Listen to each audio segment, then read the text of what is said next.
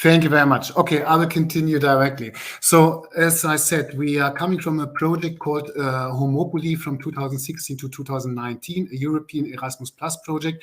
And because of the results, we decided to apply for a new project, a continue project, which is running since 2020 under the name All Inc.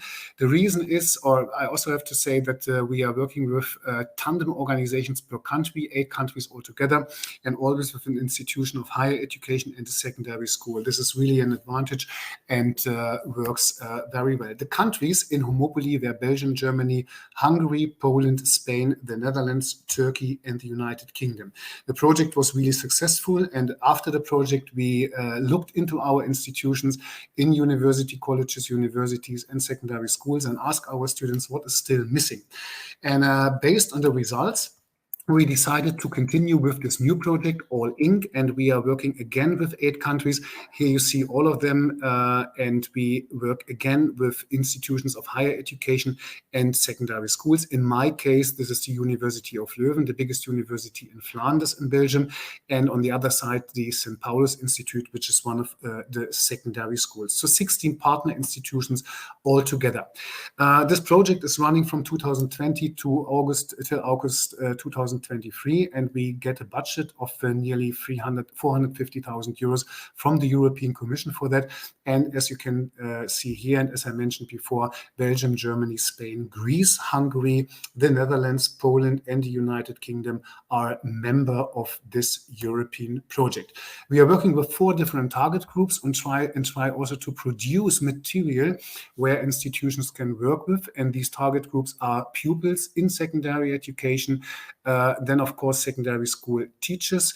Third are students and lecturers in teacher training in university colleges. And this is one of the experience we made in the Homopoly project, and that was the reason I mentioned the Homopoly project before, that we have to go out of the school. We are not only able to work with students and lecturers or with pupils and teachers, we have to work with the wider school community. I will skip the outcomes and we'll go directly to what we are doing. So we will produce 5 different material in 7 different outputs, we call it. And the first one is called LGBT plus in education across Europe. I will talk about it directly a little bit more. Then the second one is co-creating a vision of LGBT plus friendly schools.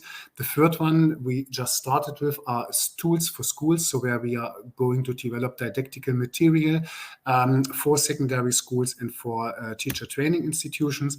We will, in the 3rd year of the project, we will test, validate, and evaluate the project results, so the material we develop.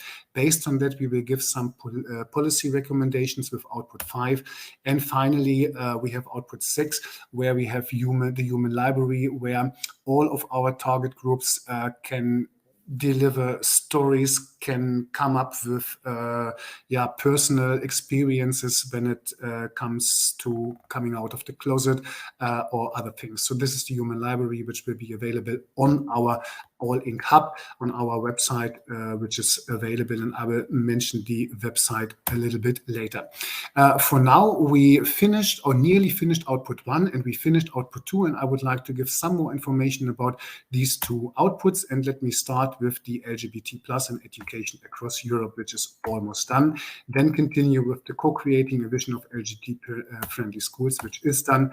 And then maybe a couple of words, if there is still time, about tools for schools, which is in the 2nd year of the project, starting in September last year and will run till August this year, where we develop these didactical materials. So work is in progress.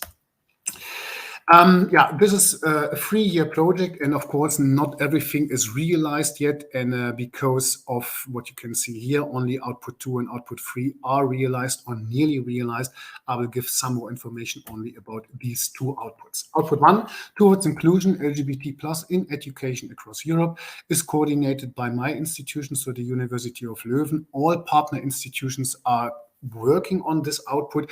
If you see 2 behind the country code, it's always the secondary school. It's 1, it's always the institution of higher education, so the teacher training. What did we promise? We promised to develop or to produce a book with all the country-specific study texts about all the 8 countries included in the project. We will have a journal publication and will publish everything on the website. We have 3 objectives altogether. We will have a look how is it in Europe, LGBT-related research recommendations, resolution regarding LGBT in education.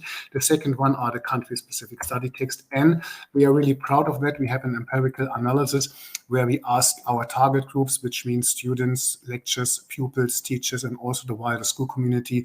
And altogether, we nearly have 7,000 people who filled in our questionnaires and responded to our questions. So the first one, Europe Research Recommendation and Resolution regarding LGBT in education, is done. It's a very interesting study text. I'm able to provide this material afterwards if you are interested in. Then the second one will be the development of country-specific study text. In the Homopoly project, we produced everything in the book Somewhere Over the Rainbow, discussion on homosexuality in education in Europe. And now we will work on the second volume, which will be available from May, June 2022, so in 3-4 months.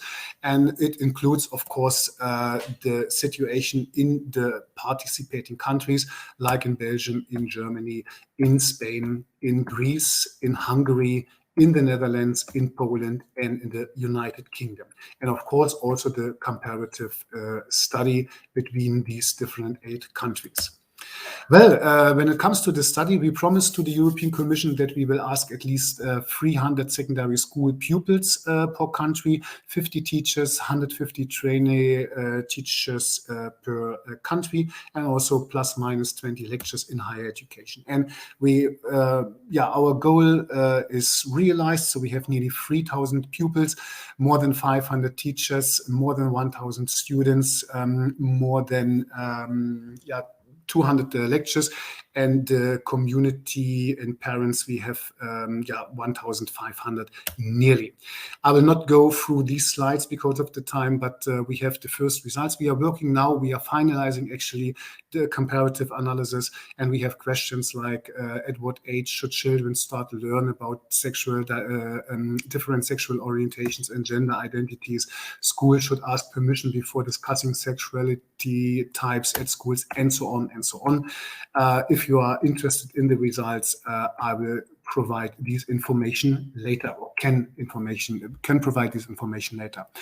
Then the second output, co-creating a vision of an LGBT-friendly schools, a very interesting output where actually our secondary schools worked together. And co-creating means that it doesn't come from the teachers. It was really a co-creating by discussing between pupils and teachers, between students and lecturers, and talking about what can it be. And the goal was, to show what is an LGBT-friendly school in the different countries, put them together and make it a European vision. So what is a European LGBT-friendly schools? We have started with this mind map in all of the different countries, and we are looking for what does it take to become LGBT friendly in general, and what is it in your eyes, what does it mean in higher education, what does it mean in other communities, in secondary education, and so on. And we worked on this output for 6 months altogether. These are some results from our schools in Greece and in Spain, for instance. And at the end, and this is really nice, we have here symbolic a school building, and we can see here what does it mean to be LGBT friendly. So what is an LGBT friendly schools? And then we not only talk about extra toilets for the third gender, we have many different aspects. I will not go through all of them, but all these aspects are related to stuff, to the curriculum, of course. So where can you talk about LGBT issues in different subjects, in literature, in foreign language classes? How can we make LGBT visible in our institutions, not only the architecture, but also the equipment, different surroundings and decorations. It is about activities, not only on the Idaho Day that we have on 17 May, the flag in our school, but also organizing thematic days and weeks so that we plan different actions. We have meetings, talks with different responsible persons in our society, not only at school, but also in our society in general. Communication, of course, making the topic LGBT transparent and inclusive language is a very important part. And then the cooperation, building networks, building cooperation, and so on. And then, I have only 6 minutes left, and if you have some questions, I would be honored to answer them. But I would also like to mention our website, alling.eu. So please have a look. It's not really filled with results yet because we are just in the second year of the project. But what I also would like to ask you, like us on Facebook, like us on Twitter, and also on Instagram. Well, that was in 15 minutes a little bit the story about the All Ink project, and I'm ready to answer your questions now.